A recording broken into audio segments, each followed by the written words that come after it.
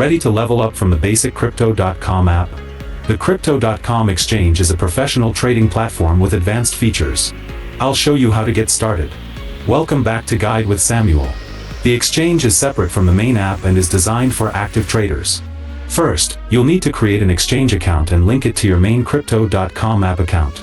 This allows for instant, free transfers between the two. The interface includes advanced charting tools, different order types like limit and stop loss, and lower trading fees, especially if you hold CRO.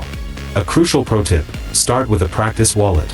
The exchange offers a demo mode with virtual funds. Use it to familiarize yourself with the interface and order types without risking real money. It's the perfect way to learn before you dive in with your capital. And just like that, you can access professional-grade trading tools. Using the exchange can save you money on fees and give you more control over your trades.